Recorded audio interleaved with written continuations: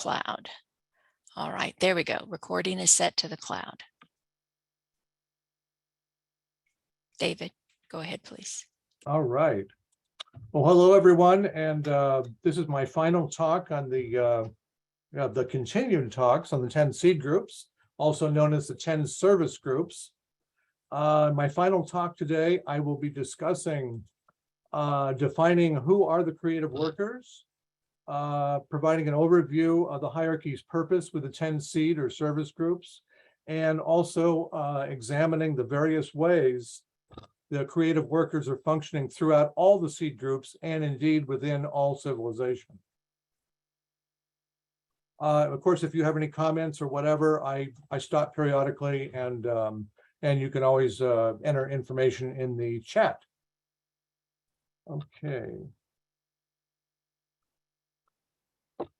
Okay, as we have said from the very beginning, there are 3 planetary centers. With this being the last of the talks of the 10 seed groups, as I mentioned, let's review some basic ideas and their purpose for manifesting the plan. Because after all, that's what the purpose, one of the major reasons of the seed groups is. At the highest levels of the cosmic physical plane, there are 3 major aspects emanating from Shambhala that act as influence and guide for the hierarchy and humanity. And the 3 planetary centers are Shambhala, representing will, purpose, and synthesis. That purpose is focused as one great tension of will, love, and active intelligence. And this sense of will is carried out by anybody who is in a leadership or change maker position. The second planetary center is the hierarchy. As custodians of the plan, they receive and interpret the plan as will step down from Shambhala and telepathically impress the service workers around the world. Through their blending of the subjective groups, made up of the masses, the churches, religion, and budding esotericists like us, their objective is to impress ideas and concepts of the plan for them to carry out their intentions, if they are so moved. No authority from the hierarchy is ever imposed on any member. Free, intelligent guidance is possible from hierarchy, but the individual disciple must be free to render activity or not as to which seems best to him or her. For the hierarchy at the beginning of the Aquarian era, their objective is to fuse and blend these distinctive groups, their attitudes and states of consciousness, so that a third group will emerge, a third world group will emerge, which would be exterior to its activity, to the hierarchy's activity, and then consciously alive with spiritual values. This is something for the future to be developed. The third planetary center is, of course, humanity. And it's made up of service workers such as the esotericists, new group of world servers, etc., who act as intermediaries between hierarchy and humanity for implementing the plan. Ideally, they never take sides or tear down any individual or group, but they do whatever they can is necessary for implementing the plan within humanity. And together they stand with impersonality and render service to the world. The 3 planetary centers are closely interrelated as a whole and represent divine livingness and the working out of the plan through the members of each seed group. We note that the vast majority of humanity exists in consciousness on the lower 18 subplanes, that is, the lower mental, emotional, and physical planes. We also note that the soul acts as an agent and represents and is representative throughout the individual's incarnation, constantly available to communicate with, transmit, and radiate the higher values or energies of harmlessness, love, goodwill, and cooperation within any given seed group. The right use and activity of the planetary centers, especially through the creative activity by members of all seed groups within humanity, have the potential for positively effecting change and behaviors of leaders in government and those who influence the economic and social sectors of all the seed groups. Their work is on both the subjective and the inner planes. and the outer physical plane activity. And we note that we are not considering the destructive activity as creative means, although it does involve transformation of the form. Also keep in mind that although the Christ and the Buddha are not in physical incarnation, they also act as influences. That is, they hold the vision from beyond for the 49 planes for carrying out the plan. The 10 seed groups are an extension onto the physical plane of the hierarchy and its work. They are meant to work together as one unit, just as the various departments of the hierarchy work together as an extension of the will of the Logos. The feelings and desires of the individual are not important and detract from the group effort.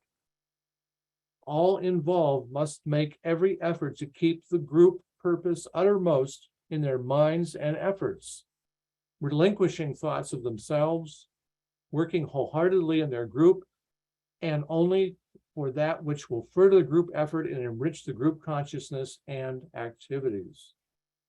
The 10 Z groups are a reflection of 10 inner groups which employ 10 types of force and work together to bring new and different conditions to civilization.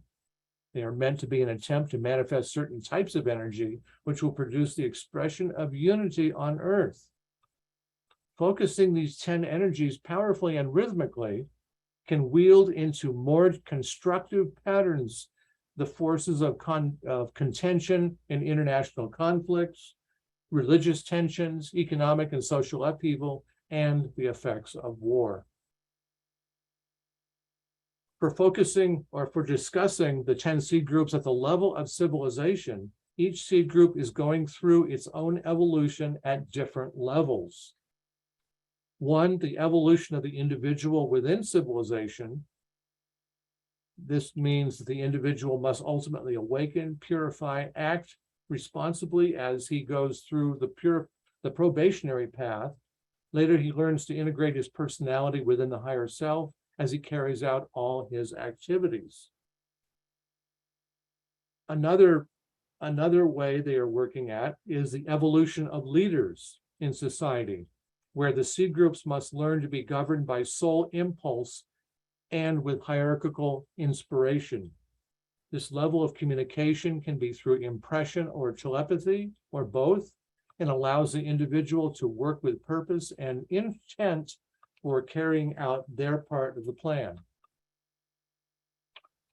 The other way the seed groups are working at it is at the level of group, the evolution of the group. Individuals in the group, including the nation as a greater group, forms a body or soul who must awaken, purify, and act with a greater sense of purpose for all their activities. So here we are at seed group 10. So we ask the question, who are the creative workers? Active intelligence is the third aspect of deity and is represented by the third ray. It involves the unfolding of man's creative nature through the right use of mind.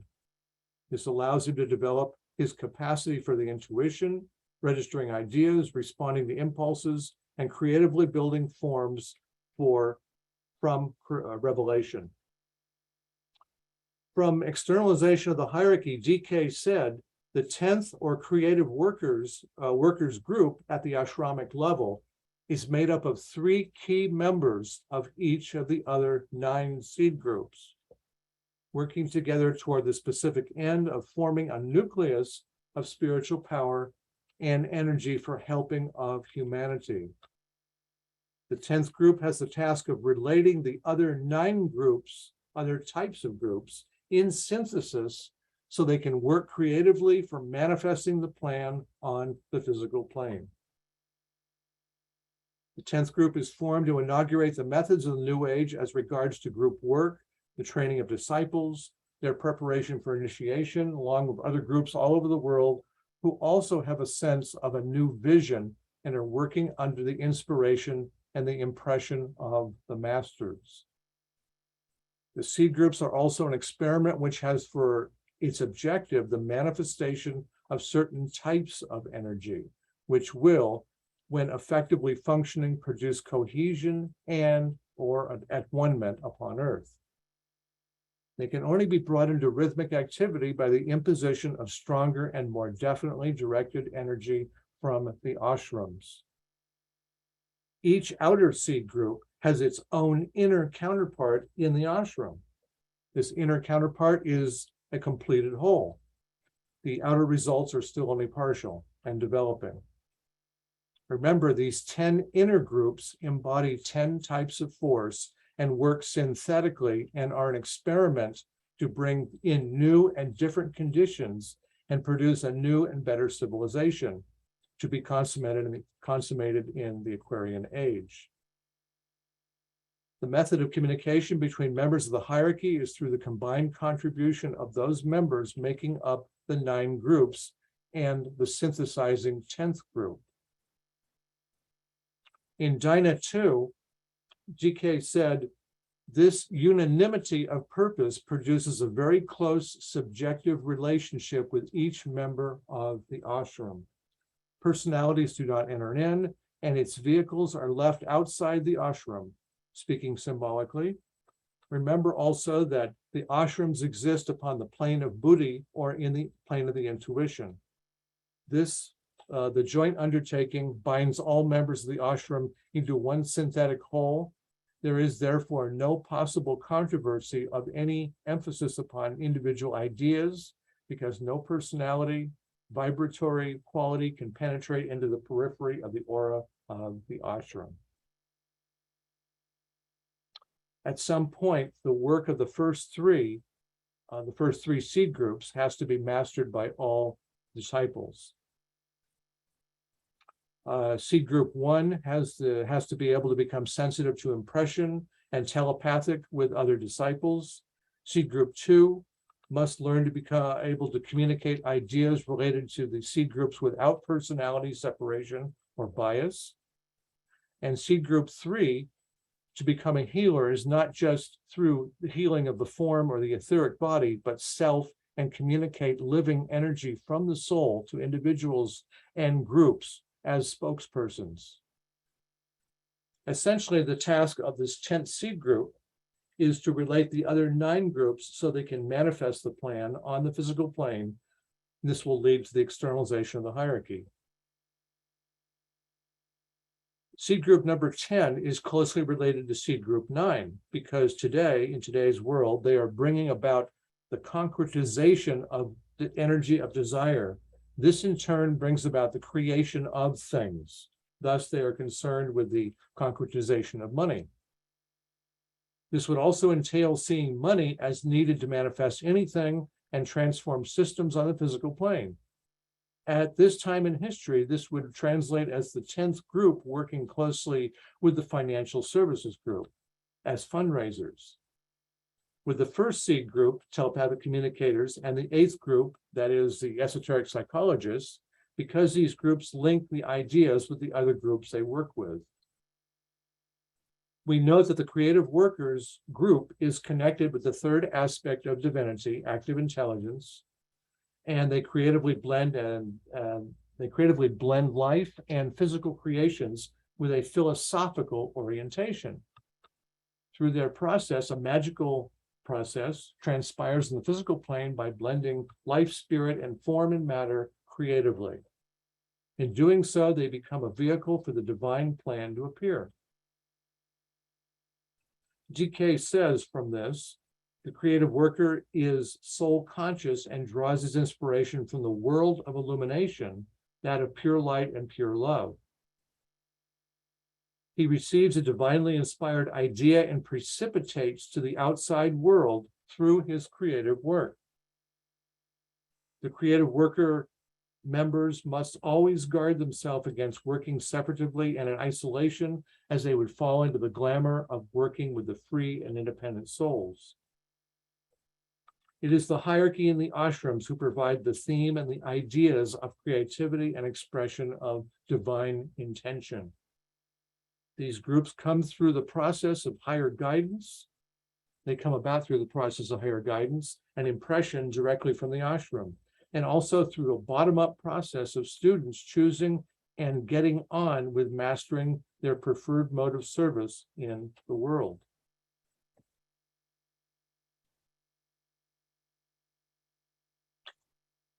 Creative people are helping to lay the foundation for the coming new age.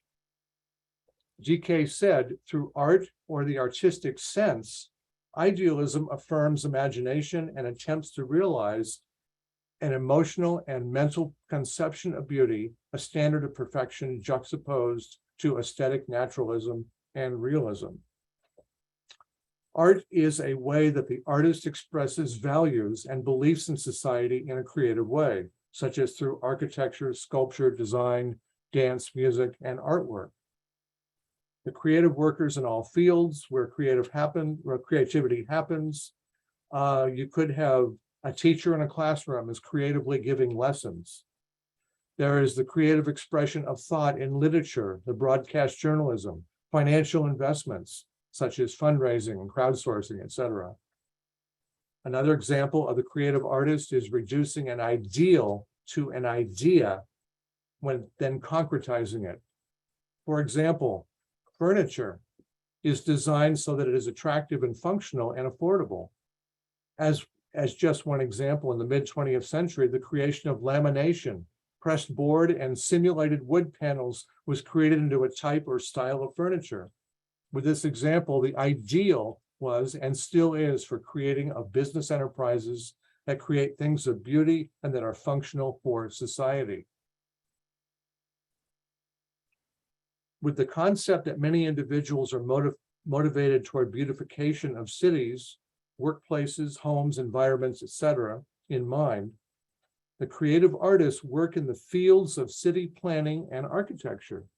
They create neighborhoods that are sustainable, and that fosters social and community engagement.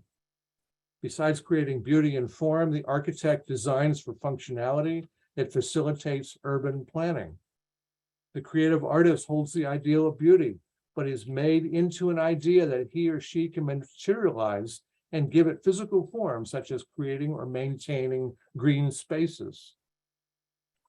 These can be parks or waterfronts, walking trails, forests, and sports fields, as they all provide areas for people to exercise, relax, and socialize. Perhaps it's not surprising that regularly visiting places in nature can lower depression, improve sleep, reduce stress, and bring about greater levels of happiness. Perhaps it's simply that nature is already an existing harmony in whatever form that we humans are drawn to.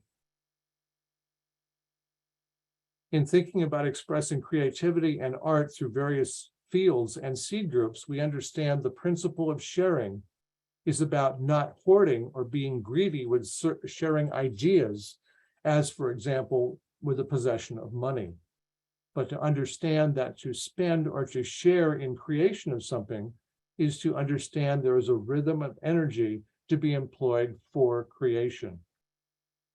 This enables divine intent to come forward and for creativity to thus ensue.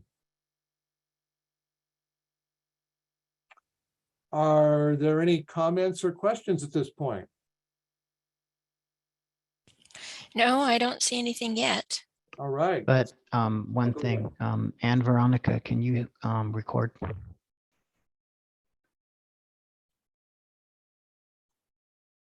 To your computer. You want me to continue then, right? Yeah, we'll take care of it later, Oh, Michael. sorry. Okay. Well, she can hear me. Yeah, okay. So qualities of creative workers. In Dyna 1, DK says, the masters look for 4 basic qualities that causes an individual within a seed group to relate to each other and also to be creative in this context. They look for the quality of sensitivity to the voice of a teacher via telepathic impression. Do you feel the vibration of a master or a guide? Does your own feelings interfere with your sensitivity? As a first response, do you feel love? Do you inhibit the display of emotion, and why?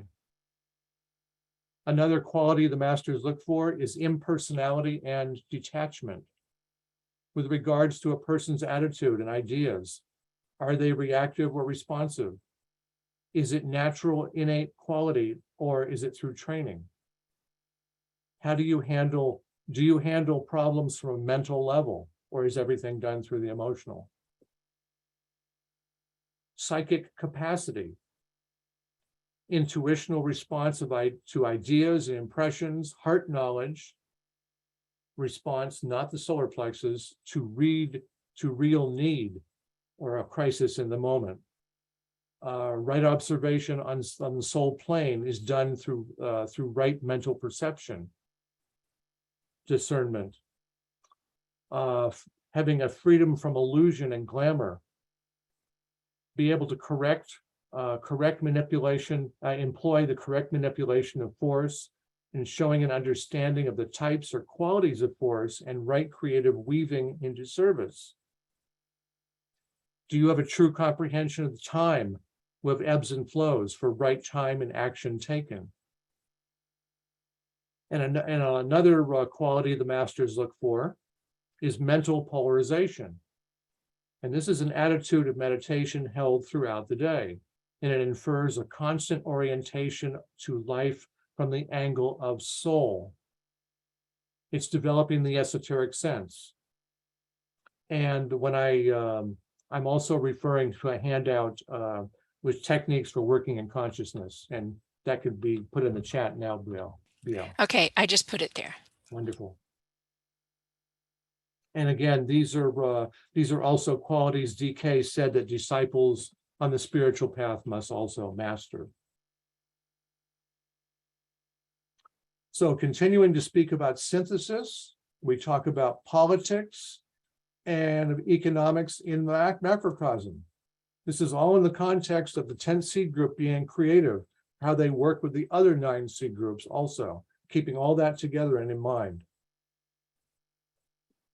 Through the 2 seed groups of the political organizers and economic workers, the creative workers within those fields are successfully operating in the macrocosm by employing the energy of synthesis, that is, bringing people and ideas together for creating a certain project. We can look at their activity as a form of creativity. We could do this for all the seed groups too, but here we'll just focus on the political and economic groups. For the political group, individuals are energized through the energy of will and purpose. Will and purpose acts as energy to those sensitive to impression. The energy of will distributed throughout the ashrams via the Shambhalic impacts and through the emanation of the will to good.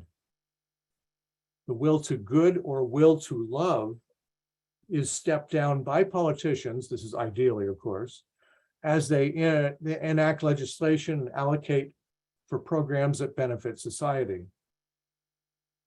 Through crisis and wars, humanity, which is made up of individuals and groups, gradually awakens to the idea for wanting a better way of living. And this results in invoking the will or the will to peace. So people must become creative in manipulating form and energy to make peace a reality. The United Nations helps humanity deal with consequences and conflict. Agencies of the UN, they help with the development of civilization or help with developments within civilization. Their work indicates an increasing alignment with hierarchical intent, such as the need for compassion, for aiding refugees, promoting education and medical care for all, and protection of minorities and the environment. Political governance helps to establish a bridging between the inner plane and the outer governance. Through hierarchical intention, impression is working out by creating circumstances for right relations between people and nations. The energy of synthesis affects international and national life by causing people to choose between the opposites and create a harmony. For the economic dynamics, we're talking about the divine circulatory flow, or this represents the flow of money, which stimulates commerce between nations. This is all part of a creative effort to make these things happen. A long-term goal of hierarchy in this process is the redemption of matter, that is, of products and items of commerce. The ashramic functioning is about the right distribution of resources led by third and seventh ray ashrams. This will ultimately lead humanity to realize there is divine intent behind economic activity. Whereas the Black Lodge represents materialism and the focus on the matter aspect. With shifts and changes in the world economy, there is a frequent evaluation of economic practices, activity, and the role of money and the distribution of resources around the planet. And these are considered at a governmental level. Eventually, money will be seen as energy to stimulate those activities within civilization that promote life. As humanity undergoes the first initiation and the nature of money as a thought form of energy, this will become, the money then will become redeemed from fear, or the energy of money will be redeemed from fear and desire. And there will be an evaluation of trends and patterns in resource allocation around capitalism and consumerism. The inflowing seventh ray and Aquarian energies and the principle of sharing will cause a reconsideration of the sharing of products and services and how they can be employed. The organization and the functionality around how the corporate environment and culture will change. Business ethics, sustainable techniques, and consideration of the environment will become the norm within the right use of resources. Right use of resources is another way of saying creative use of resources. From a subjective view of political, social, and economic synthesis, we see them all functioning together. And this would be a synthesis of these activities through hierarchy and humanity interfacing together. This would be seen as a synthesis working out in the microcosm through individuals, corporate, and at the national level.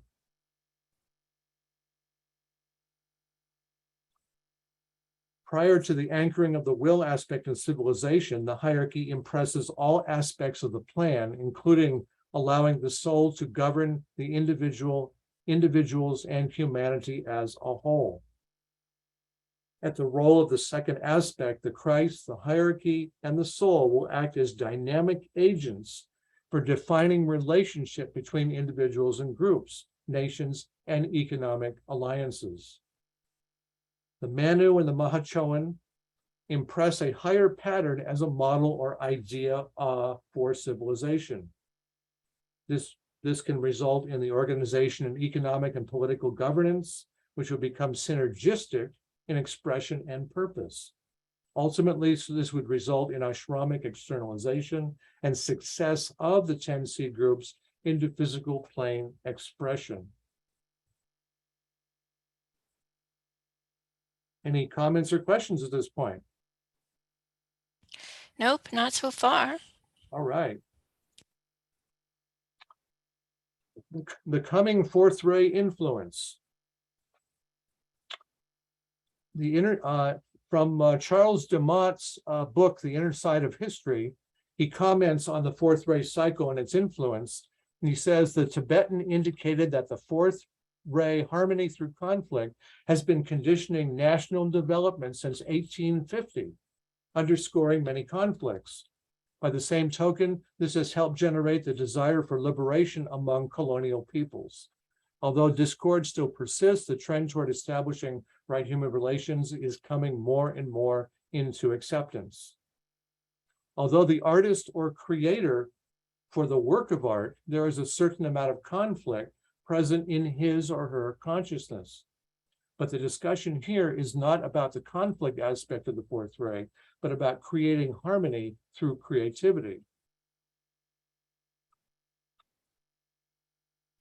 GK said that in 2025 is also the beginning of a new cycle of the fourth ray of harmony through conflict, the ray of art and beauty, that has a particular affinity with humanity and which has been out of incarnation since that time in the 1850s. Regarding harmony, the fourth ray is the ray of balance between not only the so-called pairs of opposites, but between spirit and matter. GK said that the fourth ray comes back into manifestation in 2025, bringing qualities for preparing the discrimination and balance required for the intellectual and emotional refinement of humanity, allowing humanity to function more completely on the intuitional plane.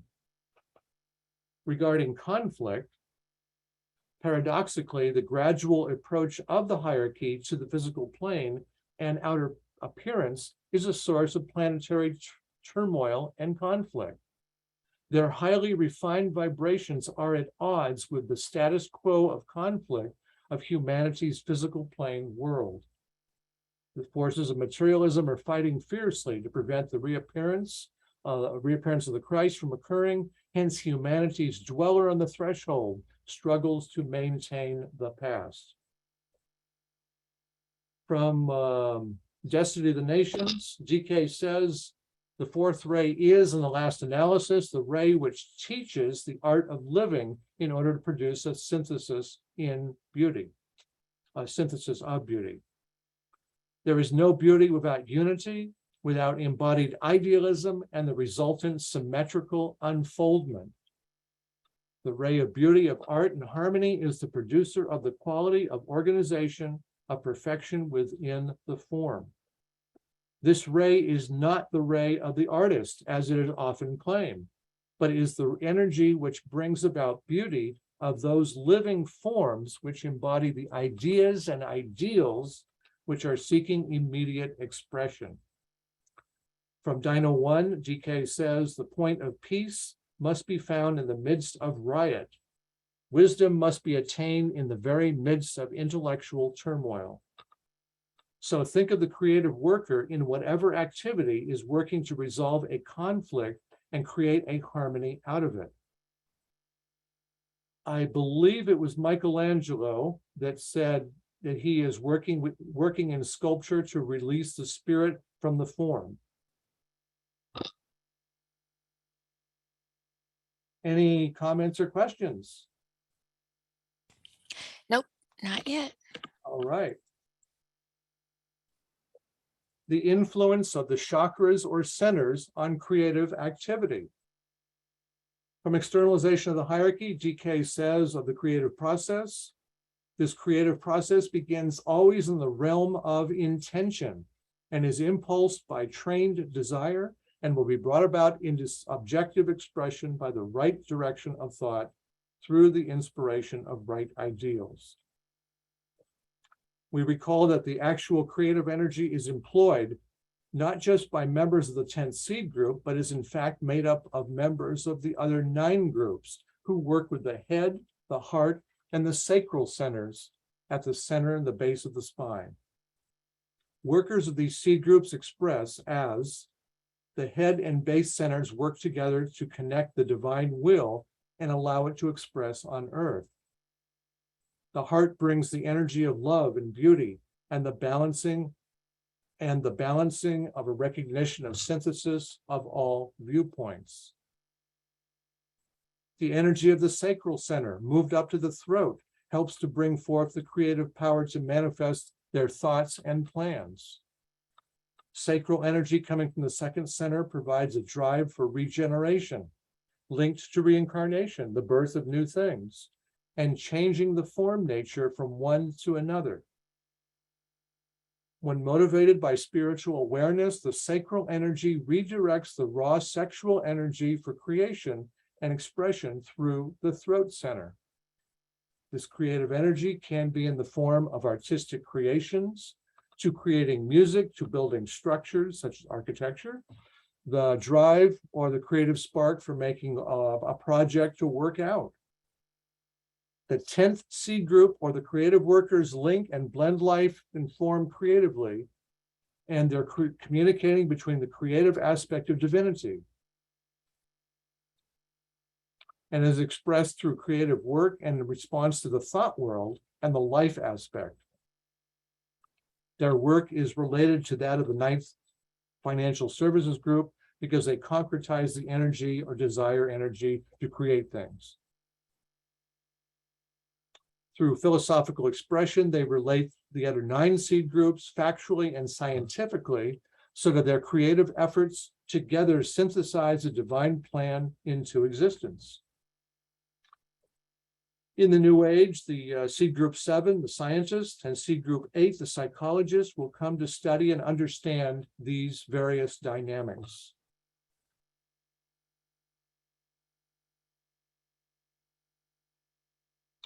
Accomplishments of the seed group, of the creative workers. DK said, Master Serapis stands behind the great artistic movements, that is, painting and drama within the world, that are concerned with the beautification and perfection of form. We will know when this great fourth ray has done its work, when the outer forms that the artist in the world manipulates become so ethereal and luminous that the inner light that those forms veil will shine clearly through. Only art that links the observer to the soul can be considered Aquarian art. Mystical art reveals beauty, while occult art reveals truth. The art of the future will be so invocative and spectacular, it will move large groups of people simultaneously into new and expanded spiritual dimensions. These new art forms of beauty, art, and music will reflect the fresh frequencies into human consciousness, precipitated by the energies or influence of Aquarius. They will complement the forces of the fifth ray of science and will also be powerful throughout the coming age. So for the last 2 centuries, there's been a renaissance in how creativity is expressed in society. The most obvious expression of this seed group is through their artistic and creative expressions in the following areas. In the fine arts, this can involve, the fine arts can involve theater, dance, music, literature, film, multimedia, works of art. In recent times, they've also worked in collaboration with developing technologies in communication, such as visual lighting, sound, and imagery. We see creativity expressed in clothing and jewelry as art. As mentioned before, furniture creatively designed to be functional and attractive. We see creativity in the building and landscape architecture, the transformation of urban settings, and creating xeriscapes, for example. We see the creation or creative interior and exterior design with lighting, the appearance and placement of objects. We see the creativity in the software world, in YouTube, for example, featuring how to do something or how to make or repair something, and also through cooking shows, learning how to cook. We see the development of sustainable technologies, wind, solar, and water power. And this is a creative use of technology, where they're also using materials and devices and building technology to make it more efficient. We see it also in horticulture, creativity in horticulture, the creativity in growing. Garden cultures develop in many cities, growing gardens on roofs in urban areas. And this can also involve the irrigation and growing techniques. Any comments or questions? No. All right. So I'm going to be going through a number of images here and giving you some samples of creativity through art through the last several hundred years. The first one we're going to work with here, picture, is an image from Georges Latour, 17th century artist. And this is a famous image, and it has some cryptic imagery in it. So the artist is being creative in hiding certain secret messages. We have the mirror and the candle and the skull and the book. And these are all, this can also go into another talk, which I've actually done before too. I'm talking about Mary Magdalene and the secret hidden imagery that's in the Mary Magdalene imagery.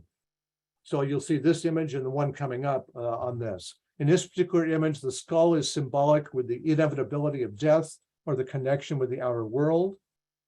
There's religious symbolism with the spiritual illumination of the light the candlelight representing the soul of life. Here, the candle and the book represent the importance of light and knowledge. In Christian symbolism, the light of the candle is the divine light shining into the world, or the acknowledgement of the Christ is in the world. And note that the mirror has two candles. Dr. Raymond Moody might say that this is a psychomanthium, such as a tarot or I Ching, as a device for peering into the outer world or the other world. It also says, this image also suggests that the skull represents the head of God, or that of Osiris from the ancient Egyptian lore. It shows the mental connection with the higher mind. Now, this is only a description of the symbolism in a painting, and it can also show up in sculptures, in buildings, and other artistic creations. And here's another image or another image or a type of Mary Magdalene depicted in Renaissance art. Here, Mary Magdalene is shown in green and gold brocade, and these are the most common colors used to show Grail-related artwork. To early artists of the medieval and Renaissance period, the pot or jar represents dual purpose, and it was symbolic of the female and represents the container for anointing oil, but was also epitomized as the Holy Grail or vessel, like the womb, to carry the bloodline of the Christ. Other images are the typical reddish hair, the green clothing or dress for fertility, and the X on the brocade, symbolizing the Grail and royal bloodline. With the esoteric origins of Mary Magdalene kept secret for millennia, artists were secretive and creative in depiction in art. Devotional or idealistic art. We have the Sistine Chapel ceiling, of course, the story of the book of Genesis featured on the ceiling, painted by Michelangelo between 1508 and 1512. And this picture depicts, it shows a man on the left, and it shows God, as this is the Christian symbolism. It shows God in a perfected form, reaching out and touching man. And there's also other, for devotional and idealistic art, there's also many paintings that have been made in the last couple 100 years depicting the hero in battle. For the next number of images, 4 images, we're going to talk about the rebellious artist making a statement. The Creative Workers Group is connected with the third aspect of divinity, active intelligence, and they creatively blend life and physical creations of a philosophical orientation.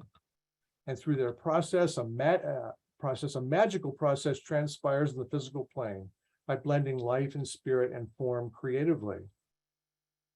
And this can also be a process related to the fourth ray, harmony through conflict.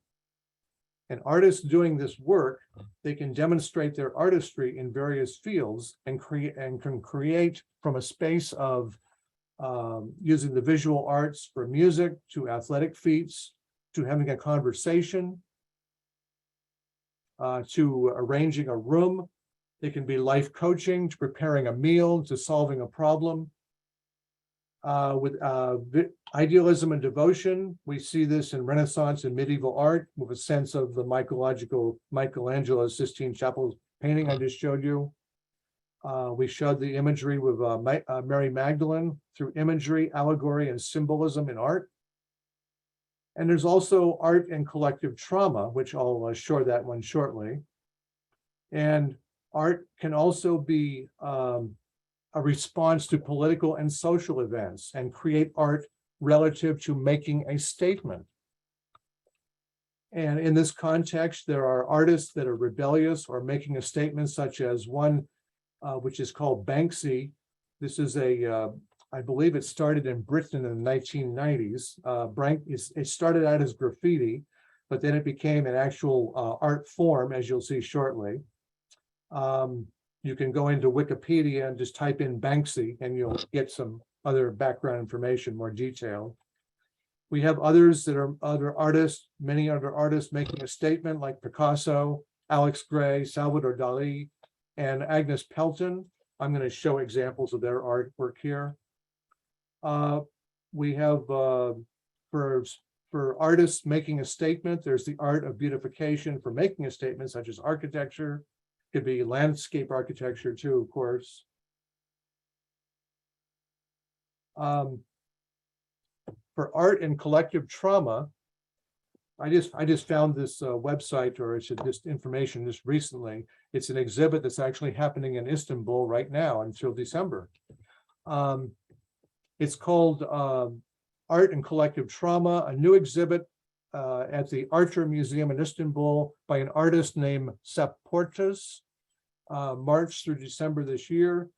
And here's a description of the exhibit for this website. The art exhibit is designed to speak to the depth of the collective unconscious, demonstrating the vital role that artists play in revealing the unseen architecture of individual and collective human trauma. For the artist Sepp Portas, the works of art function as a means to recode key issues of the collective subconscious, creating movement from inwards toward outwards, aligned with agitation of the deepest levels of the subconscious. Thus, the liquid desert site offers new and different mode of contemporary advanced thinking in the form. And we'll have a conversation about this and our world of shadows and society and culture. The architectural structure of the room, there's like a number of rooms in this exhibit. They serve as a container for repressed and non-verbalized emotions that enables the art of witnessing by communicating materials of tension, contradiction, conflict, and crisis. And from their website, I quote, our collective subconscious sphere as a society functions as an invisible storage of life materials which have been repressed, denied, and exiled in the course of our personal and collective historical journey. I can put this link in the chat here. Let me do that real quick. Just copy and chat. And while you're doing that, I want to say that Ellen has said that Judith, oops, you just messed my, Judith sorry. Sasportas is the artist. She is the wife of Thomas Hubel, and both are highly accomplished disciples, and it's worth learning more about this. Excellent, great, okay, great. So it's fascinating that somebody is, we look at art forms, whether it's a sculpture, it's a building, or it's a painting, or whatever, and these are two or three dimensional representations, and we look at it and say, what does this mean to me? What does my intuition say? Well, whereas this exhibit is more interactive, and it causes you to go deeper within. So that's really, it's quite fascinating in that way. I mentioned the artist Banksy. Is a pseudonym for an English-based street artist, political activist, and film director whose name and identity remain unconfirmed and the subject of speculation, taking this from Wikipedia. Banksy and his imitators have been active since the 1990s, and he has satirical street art and subversive epigrams, and they combine dark humor with graffiti and are executed through distinctive stenciling technique. Their works are often of a political and social commentary and appeared on streets, walls, and bridges throughout the world. And here's an example of a man with a covering his mouth, his face somewhat, and he's throwing a bouquet of flowers. So it's an interesting symbolism there. Here's another example of Banksy.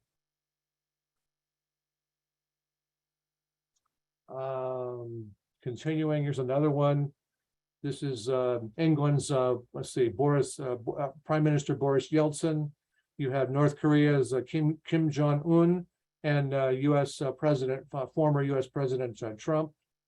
And perhaps the message here is the artist is depicting those world leaders with infantile minds and activities.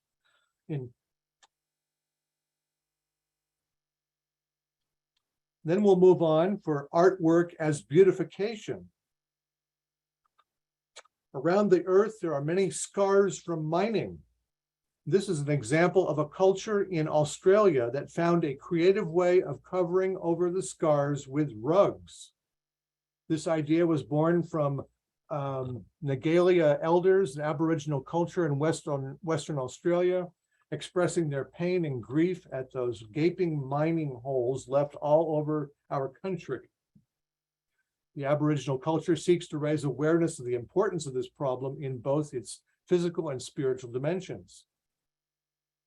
This was actually put together in a vision called Reclaim the Void, to cover a mining pit with a large-scale dot artwork made up of thousands of handmade circular rag rugs woven from discarded fabric into giant textile artwork, which shows an overall pattern.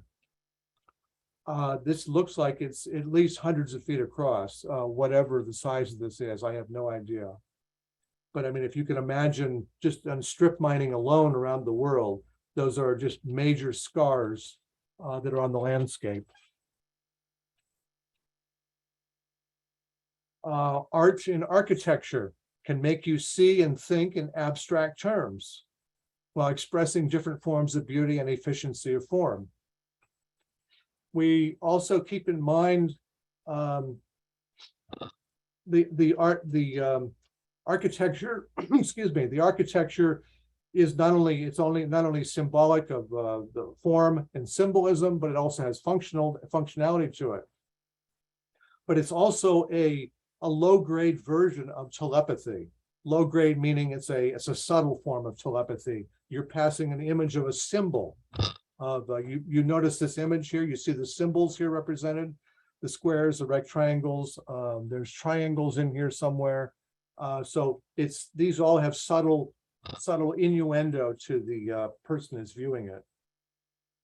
And here's another, there's only a tiny fraction of the buildings around the world of how creativity can be built into a structure. There's unlimited versions of creativity that can be in form. I mean, you look at the Gothic cathedrals of Europe from the 12th century forward, and the remarkable, they were actually built by creative workers, skilled artisans who were part of a guild, and they built in a particular format and a particular style. You can also look at a Tibetan tanka too. A Tibetan tanka is it's a spiritual or religious painting used as a teaching device, as a symbolic of teaching about the lives of the Buddha or the spiritual path. Here we have creativity in the theater. The Lion King is an excellent example of how creativity came together and depicted a story. And the remarkable, I don't have a larger blow up of this, but I think everybody pretty much knows and understands the Lion King and those puppets that they're holding in their hand to be symbolic of the animals that they're talking about in the story. It's just remarkable creativity. We're talking about the surrealist and abstract artists in this example the artists that appeal to the intuition. In this case, we have Salvador Dali. This one's called The Persistence of Memory, the famous melting watches. Major themes of Dali's work includes dreams, the subconscious, sexuality, religion, science, and depicting personal relationships through art.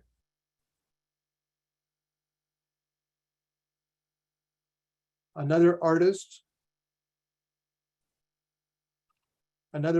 who is spiritually inspired, some call New Age artists. Her name was Agnes Pelton. She was an abstract artist in the early 20th century, but a painter of surrealism and imagery of the American Southwest and California. She was part of a group known as the Desert Transcendentalists. You can look all this up on the internet, it's all available.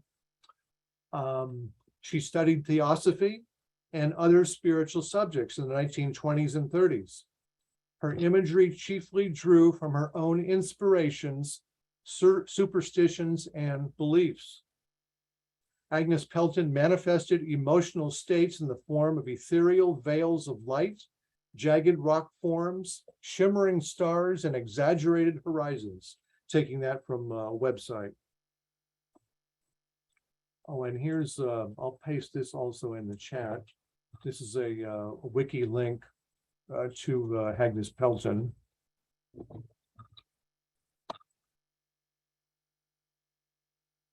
And here's another image from Agnes Pelton.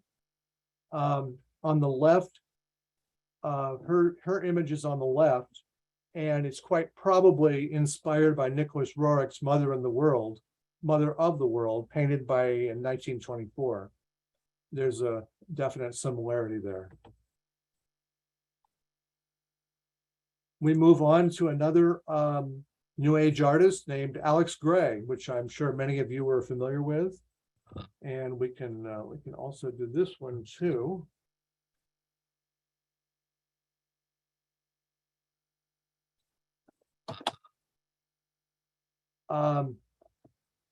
Many of Alex Gray's pictures show the human anatomy as if you're seeing it through X-ray eyes. I also remember Robert Burrell at the 7-Ray conferences. He typically uses Alex Gray imagery with his videos. So that's something you may, if his videos are available on Makara, you can see them there. And that link I just sent you at alexgray.com will give you a background of Alex Gray and many of his art forms and the location of his museum.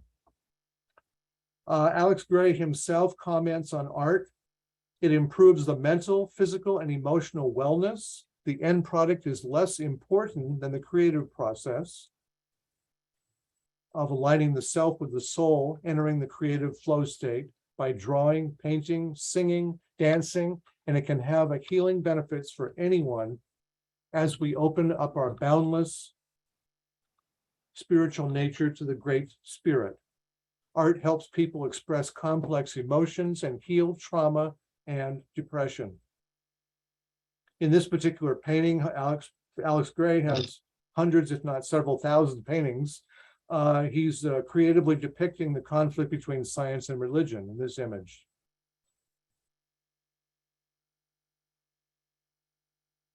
Well, here's another link also for Alex Gray's artwork, which I believe I got it from Google Images, but I'll let you take a look at it.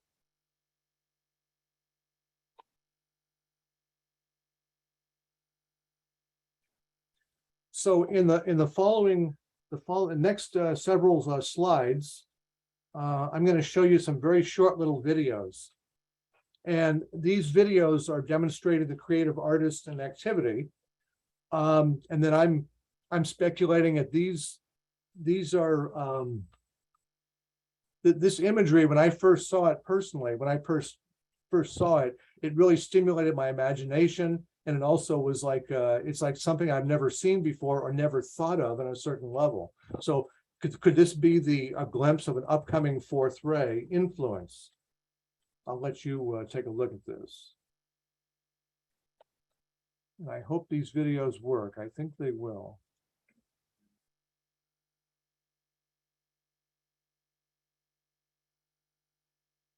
Whoops, let me go back on that one. You also need to make sure we can hear it. Okay, well, the sound is not so important, but it's more the visual. Okay. I got the volume turned up all the way. You No, have there. to, yeah, there's David, you have to click share sound. Oh, share sound, where is that? If you go to where you're sharing, where the green bar is, to the right, 3 dots. Share, say it again to Michael. So when the you blue hover dots? over the top bar where you're sharing your screen, it says you are sharing screen. To the Yes. right of that are a bunch of options, and then there are 3 dots. And Oh then yeah, I the see drop it now. and the Oh, drop share. down menu, share sound. There it is. Is that better? It's better, but you could turn it up.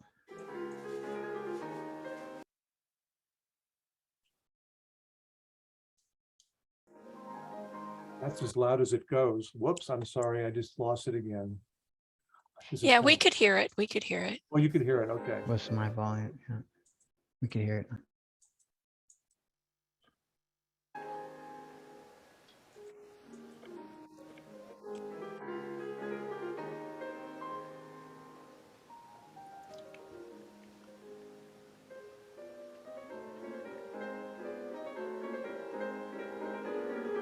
Now, when you see this, you're not only just seeing the obvious imagery of people flying through his field, but you're thinking about the software and the creative designer of the software who put this together, and the imagination of the person too, to even script write this whole thing, to storyboard it.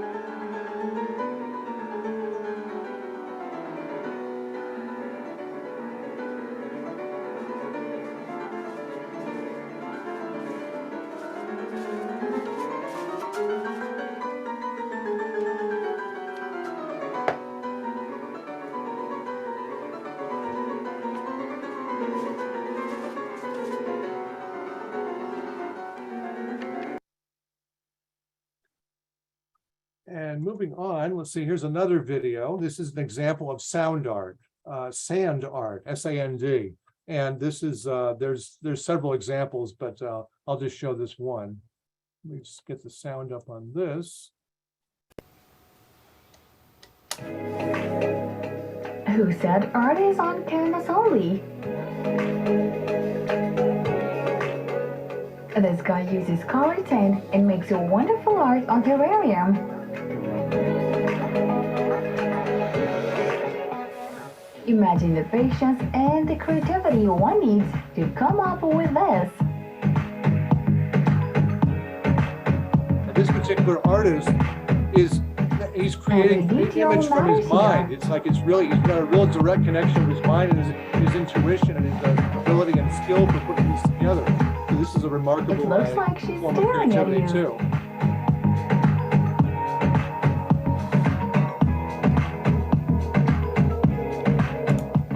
This part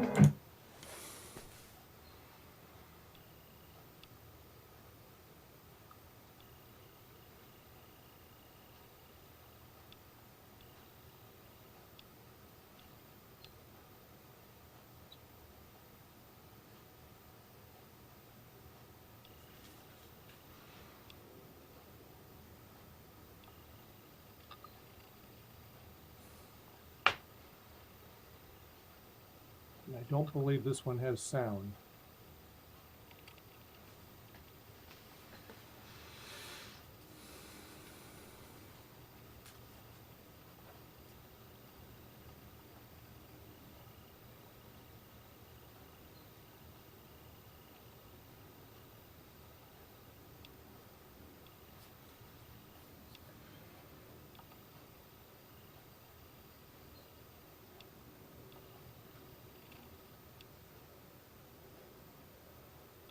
This also reminds me of, I don't know, maybe some of you have seen it before, the creation of a sand painting by either Native American elders here in the Southwest or by Tibetan Buddhists who actually create a sand painting.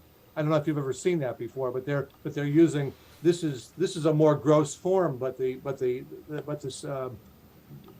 people that make the Buddhists that are making the sand painting, they have little devices that put out 1 grain of sand at a time, and they're creating the entire mandala. It's quite a remarkable thing to see. And then when they get done with it, they completely rake it all up together and destroy the mandala, as it's all symbolic of the impermanence of life, is what they would say.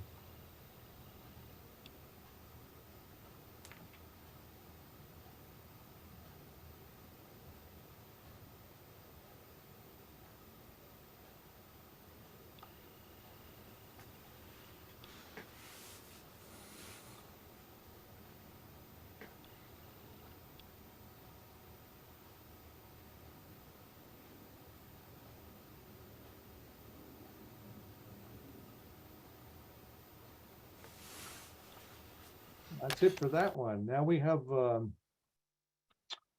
this is from the Met Museum, or the Metropolitan, now let's see, the Metropolitan, it's a gala for people to wear their clothes, wear these incredibly expensive clothes, very creative works of art. And they're supposed to be raising money for the Metropolitan, the Opera House in New York City.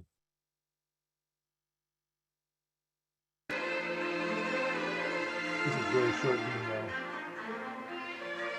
video. Their actual dress is lit up, well, like fiber optics, and it changes colors.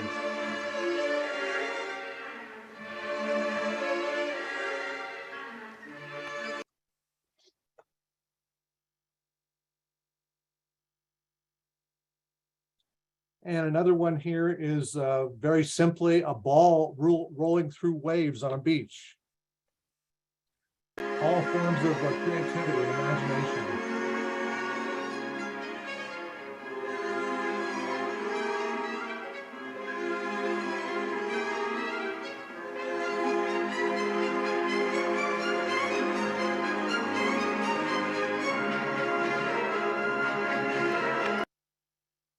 And that's it for that, for the videos.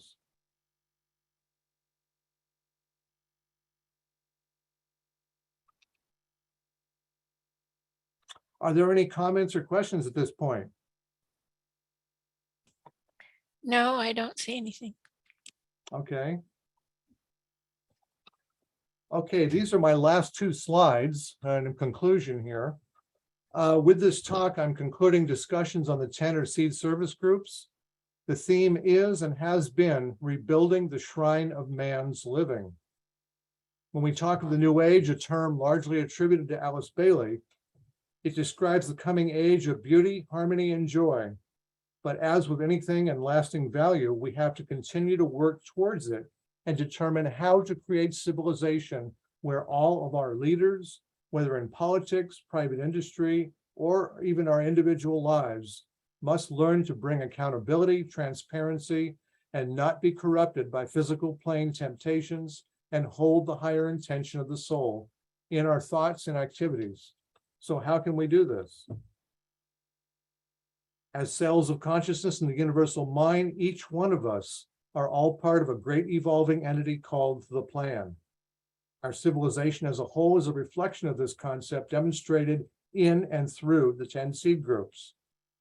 Over the last 9 months, we've examined the 10 seed groups as a potential for providing a sense of hope with the notion that the service workers of each seed group are conscious change agents, and that they are the hands and the feet of the hierarchy.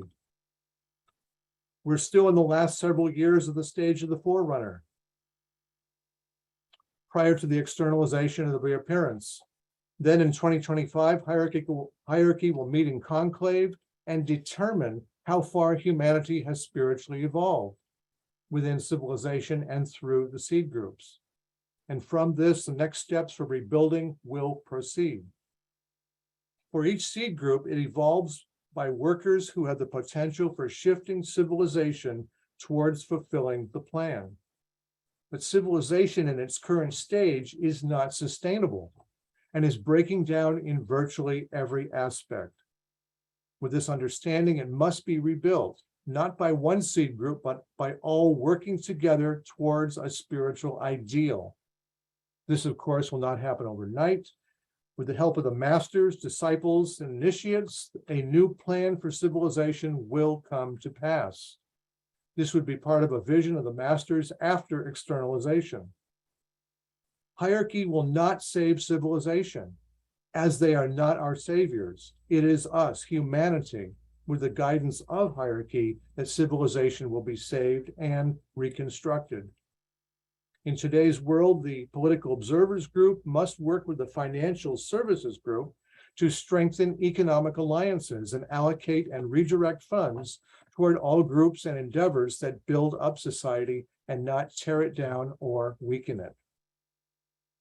A higher objective of the political organizer would be for spokespersons to come forth, such as visionary leaders or statesmen, to impart a mindset that is beyond the corruption of money, power, or ambition, but has a love for humanity and the environment. These types of people are leaders who come from all seed groups, who can foster a new vision and would be the people who can see and communicate the national and global situation whole, and not just the separate parts that favors the individual person, group, corporation, or nation. They would be those who can comprehend multiple systems, interrelationship, interdependency, and how other seed groups can work together and interrelate together. This is called systems thinking with cooperation. The service workers from different seed groups are helping to bring awareness that each nation must realize its responsibility and interrelationship by evoking ideas and higher spiritual values, such as cooperation, goodwill, and establishing right human relations. They continue to work, negating hate and all forms of separatism. They develop the development of a group nation, not the individual or separative activity of a nation. This is the bringing together of diverse groups working in cooperation with each other towards a common purpose. Skillful use of the incoming seventh ray of synthesis through right administration. This applies to the functionality and the right skill and action of individuals and groups within any of the seed groups. They will help to overcome glamours and anything that blocks the soul or spiritual ideal from full creativity and manifestation in all fields of human endeavor. For esotericists, this can be done through self-education, through spiritual study, and using mental techniques such as the technique of light to overcome glamours. Finally, I'll end with 3 quotes from the Blue Books. From Raised in the Initiations. There must be those individuals dedicated to rebuilding the shrine of man's living, to reconstructing the form of humanity's life, to reconstituting the new civilization upon the foundations of the old, and to the reorganizing of the structures of world thought, politics, plus redistribution of the world's resources in conformity to divine purpose. And this really translates as the monies must be allocated for education, healthcare, and protecting the environment. We must reallocate monies away from anything that tears down society, such as selling weapons of any kind, or any objects or products that promote hate and separatism, such as violent video games in any form, or violence in any form, that matter. And this would entail rethinking and determining within each seed group anything that promotes separation, offset with goodwill, and determine what binds and helps and bring people together. Another quote from Externalization of the Hierarchy. You are working with the energy of love and not with the energy of desire, the reflection of or distortion of love. I think that if you will ponder on this, you will see the way more clearly. There are many first-rate workers wielding power of desire and thus materializing money. There are many first-rate workers finding their way into the ranks of the workers among the New Global World servers. Unless these workers are swept by love, their first-rate energy will wreck the work of the group.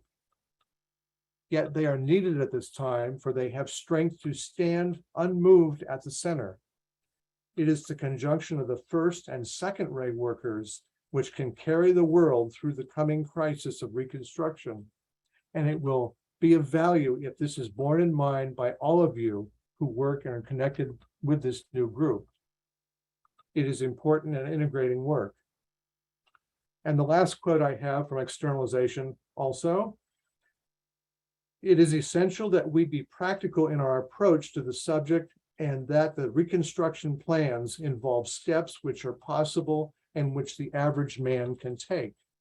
The first practical attitude to be taken is to crush out hate because it is non-constructive. It blinds the vision and warps the judgment and simply feeds the growth of fear and horror. But the love demanded of us is neither emotional nor sentimental. It is intensely practical and expresses itself itself in service and cooperative activity. It seeks to aid all movements that benefit humanity, are in line with the new and incoming era. Well, that is it. Remember that all my presentations on the seed groups are on Makara under the title or topic of subject. I'll put yeah, the link in there for you. Okay, great. Okay. And I just want to say that you have a couple of hands up. Oops, one of Yeah, I them was going went to say down. questions or comments. Go ahead. Yeah, well, first I want to say that Nisa typed in link to that freedom vid of people in the field. Did you have do you mean the freeform flying people? Is that what you mean, Nisa? Yes. Yeah. It's embedded in the slides. Yeah, I'll have to send BL. I don't know where I have I have that link somewhere. I just don't know where right at the moment. I'll send the link to BL and then she can post it on Makara. Okay, and I'm putting in the link now for his Link to Moria Federation. yeah, this is the Makara. subjective seed groups on the Morber Federation. Okay. Where you can find all of his programs in this series. Okay, Karen Grisk has got her hand up, but before that, Catherine Davidson had her hand up for quite a while. So Catherine, did you want to say something before we go to Karen? Sure, go ahead. It's not urgent. Hi. Thanks for asking. I had a couple of thoughts that are kind of out there, but one was pragmatic in terms of the fourth ray being something as interesting as 3D printing, because you were talking about new products and just new forms of artistry. That's And right. I think 3D printing is one of the most promising for rapid responses to housing needs. That's right. And the other, I just had this moment, I appreciated so much the videos. I think my mind is going toward more dynamic animations of the relationship between, shifting energy in the chakras. Like, I think it could be an amazing teaching tool to give specific examples for those of us who are working granule by granule to redeem the matter of our own being into Sure. finer ahead. Yeah. substance. So I just wanted to sort of throw that out there as like a simulation, because we've seen beautiful illustrations of sacred geometry, and sometimes our inner work seems a little more mysterious. So anyway, those were some thoughts. Yeah, I just thought when you just said sacred geometry, I just happened to be looking at crop circles today, and the imagery of the crop circle, which of course is a form of sacred geometry. There's also the field of cymatics, CYMATICS, which is the effect of sound on matter too, where you can actually have a vibration of sound, and with magnetic filings, and you can have the sound focused on those magnetic filings and have them move into a particular pattern. That's also a form of creativity and discovery there. I was just thinking something else, but just slipped out of my mind. So, I mean, creativity is just practically unlimited. There's this, it's exploding everywhere in all fields, and it's just really amazing. But right now it's just, a lot of it is uncoordinated, and it's just simply raw information and energy that's out there. And it has to be somewhat, at some point in the future, coordinated. Okay, I wanted to add to that, if you don't mind, Go ahead. David. Dwayne Carpenter does some wonderful things with images and music, and I'm gonna put a link lightweaver.com, I think. Yeah, it's lightweaver.com is broken right now. What I'm doing Oh. is putting a link to some of the webinars that he's already done for us that you Okay. can catch on Makara. And I also want to put in a plug. Now, David is finished with the 10 seed groups. Dwayne is going to pick up in a couple of months, and he's going to start another series on symbols and everything. So he just does amazing work. Oh, in the idea of symbols also, Dwayne will be doing that in several months, like you say, but before that, Francis Donald also did something on symbols on Yes, on Moria. right, It's on Makara exactly. somewhere, yeah. Yeah, sacred geometry. I'll put a link in for that too. They're Yes. all under the Moira Federation webinars, but yes, Francis completed a series on sacred geometry, and That's he's right. currently in the middle of doing 2 more series right now Yes. on the secret teaching of all ages, that fabulous book. And also the secret doctrine. Okay, that fabulous book. So Right. that second link there is Francis's Makara, page 252. And Francis is also going to pick up where Michael left off and start a treatise on cosmic fire again on the 24th of June. Oh, So fabulous. Okay, that's great. it for our public announcements. Karen has had her hand up for a while now. Karen, would you like to go ahead? Sure. I want to thank you for this course and for your book. And it has been very helpful to me in having a deeper understanding of the seed groups. And I think you've had some excellent examples that kind of step it down and bring it into practical, understanding and use. In your book, in the last chapter there, you have a section on subtle activism, which I was very happy to see when I purchased your book. Because from my experience in terms of activism and writing letters and doing all of the things that activists do on the physical plane, a lot of that has not been working. But when we combine it with the meditative, and subtle activism work, that to me has been the missing part that has really made a difference, I think. Yeah, well, thank you for that, because the concept of subtle activism is it's basically an extension of prayer work, because you're working on the inner planes, and it's also working with the science of invocation and evocation. You're invoking a higher energy to come forth and to come through you and to focus that energy out into the inner worlds, which can be the astral plane or the physical plane, whatever, and for causing change to take place. And so we are the hands and feet of hierarchy, as I've said before. So, right. So we're making that happen. And subtle activism is definitely a possibility there. The one of the people that originated that is a guy by the name of David Nickel. Yeah, I have his book. Yeah, you have his book. I don't have a link to him, but I mean, you do a search on Google and do David Nickel plus subtle activism, you'll come right to a website that he has and everything. But the full moon meditations and all of the internet groups that we're doing with Initiative 2025, and it's also tremendous subtle activism that's really, I think, making a difference.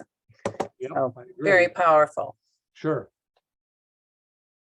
Oh, before I forget, I want to thank the technical team, which is you, BL, and Michael Crow, and I want to also thank the interpreters for their excellent work too in making this happen.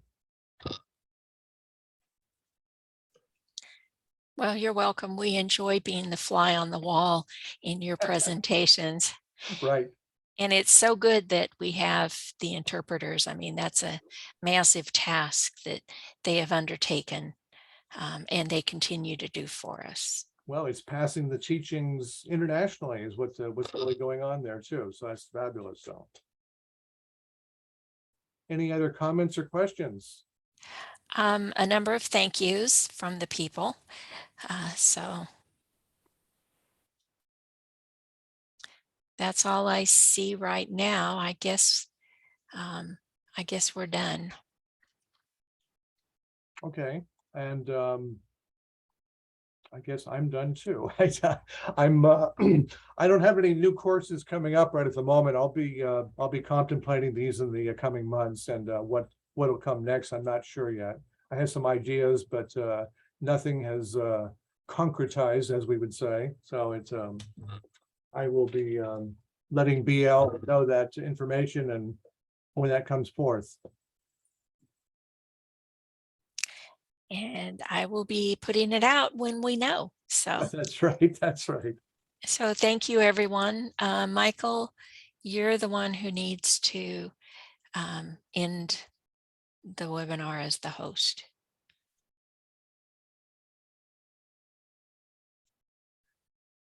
Are you there, Michael? Yeah, I got it. Okay. I always wait, see if people say thank you, throw emojis, and then I shut it down. Hmm.